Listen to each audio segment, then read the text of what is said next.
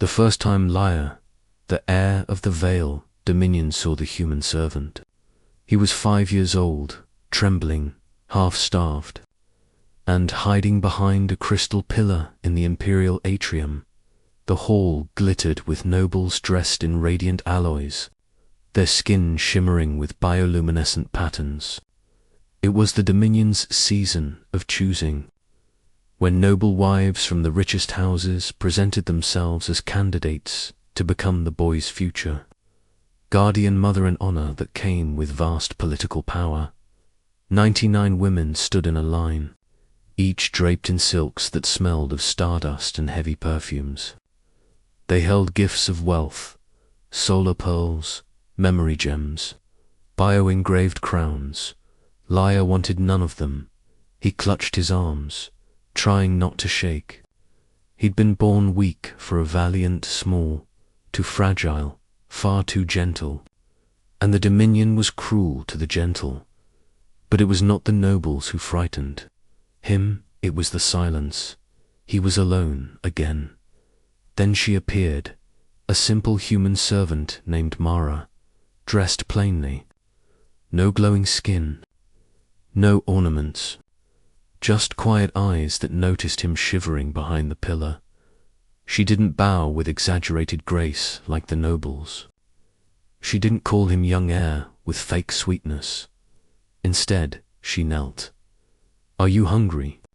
The hall, full of nobles, froze. A servant speaking to the heir, without permission. Scandalous, blasphemous, .exe. Cut ably, disrespectful, but the boy didn't care. His small hands trembled as Mara offered a warm, freshly baked nutrient roll she'd carried for herself. She tore it in half so he wouldn't be overwhelmed. Every noble watched, their mouths hanging open as the boy took the bread as if she had handed him the galaxy dot, and he whispered, You remind me of my real mother." The atrium erupted in shock. Mara dropped her head. Horrified, she expected death. But Heir stood between her and the nobles. Clutching her sleeve with desperate strength, she stays. The Dominion's nobles could not believe what they were witnessing. "The heir has chosen," shouted the Master Herald, unable to comprehend his own words. "But she's human." One noblewoman shrieked. "A servant?" Cried another. "Unacceptable. Insults to the Dominion." Heir only held tighter. "I choose her." And in that moment, the child who had refused 99 wealthy, genetically perfect Valian women chose a human servant with calloused hands, and a heart soft enough for him. No one understood it then, but they would asterisk. The boy who wouldn't bend the Dominion allowed Mara to stay alive only because the diplomat father, High Envoy Tarsai's Vale, intervened. "My son has chosen," he declared, and the Dominion cannot refuse the heir's first sacred choice. The nobles were furious. Mara was assigned the lowest living quarters, monitored constantly, forbidden from speaking more than necessary. They expected her to flee or fail. She did neither. She worked, she learned, and she watched over Heir even when forbidden. She slipped him extra food.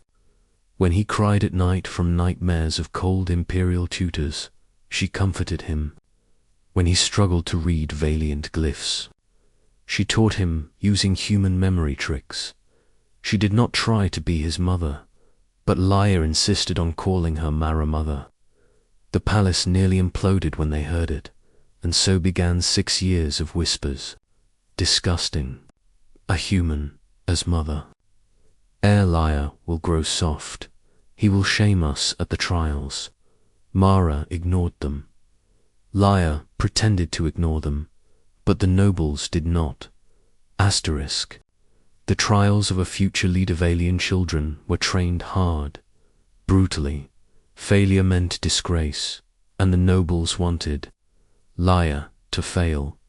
During combat lessons, Instructors accidentally increased gravity loads, so the small Heir collapsed. During political examinations, they assigned him irrelevant texts thousands of years out of date, while other students received simplified versions. During social events, they encouraged noble children to torment him. One day, Heir came home with a bleeding lip, trembling. Mara knelt, holding his face gently. "They said I'm weak," he whispered. "That you made me weak." Her heart broke. "Do you believe them?" she asked quietly. He shook his head fiercely. "No, you taught me kindness. You taught me strength is for protection, not cruelty." She hugged him tightly. "You're not weak, Heir. You're different. And sometimes difference terrifies the powerful." He didn't believe her fully, not yet, but the seed was planted. The political war begins at 12. Heir was summoned to the council pavilion, where nobles awaited with satisfied smiles. The high chairwoman addressed him. "We acknowledge the human servant you cling to has filled your childish need for comfort.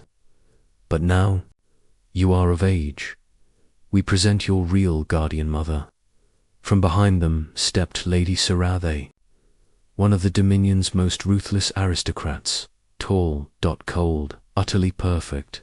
"This arrangement is over," she said with a smile that held no warmth. "The human servant will be dismissed." Heir's chest tightened. "No," Sarathe blinked. "No, I don't accept you." Murmurs erupted. The chairwoman's voice sharpened. "You cannot refuse again." "I can," Heir said, trembling. "And I do."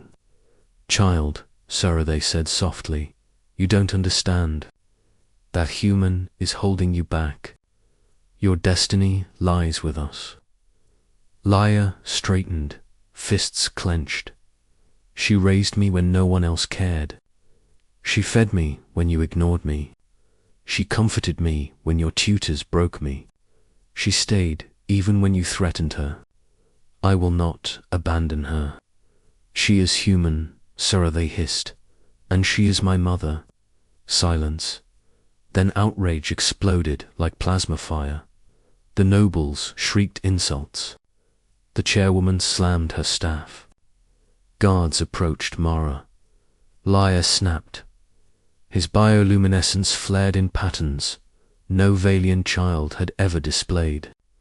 Power rippled through the pavilion. "Touch her," he growled, voice deeper than his age, "and you lose your hands." The guards froze. Even the air itself went still. It was the first time Heir showed the true power of his lineage. The nobles stepped back. For the moment, Heir and Mara were safe. But the Dominion does not forget. Humiliations. They began plotting. The attempt during the Festival of Convergence, when fireworks lit the palace and crowds celebrated diplomatic victories. Someone tried to poison Heir's drink. Mara saw the shimmer of toxin, snatched the cup, and took the sip herself. She collapsed before the cup hit the ground. Heir screamed. He lifted her into his arms, carrying her to the healers with a voice that shook the palace. "Save her. Please save her." Hours passed. The healers worked. Diplomat Tarsis, usually distant, stood beside his son silently. Finally, the head healer bowed. "She lives." Heir broke down, sobbing. Tarsis put a hand on his shoulder. Rare moment of fatherly warmth. "You were right to choose her," the diplomat said quietly.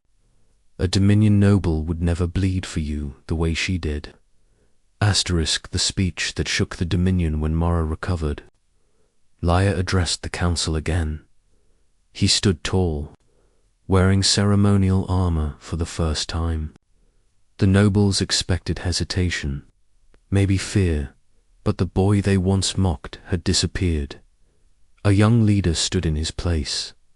I am Vale, he declared, heir to the Dominion, and I declare this: strength is not cruelty, nobility is not arrogance, and motherhood is not determined by blood or wealth. He paused. Mara saved me when none of you cared. She nearly died for me. That is what a mother is. He looked at the entire chamber. I reject your candidates. I accept only her. The hall fell into stunned silence. Then unexpectedly Tarsi's Vale, the diplomat father, rose to his feet and spoke. So stands the heir. So stands the future of the Dominion. He bowed to Mara, and one by one, nobles, reluctantly or respectfully, followed. The mother of the Dominion years later. Heir became one of the greatest leaders the Vale Dominion ever had. Wise, compassionate, and beloved not for cruelty, but for justice. Mara lived beside him, no longer servant, but honored as mother of the Dominion. A human, a nobody. The woman 99 nobles mocked, the woman one frightened child chose, and the woman who became mother to a leader who changed the galaxy. Because sometimes humanity isn't in our species, it's in how deeply we choose to love.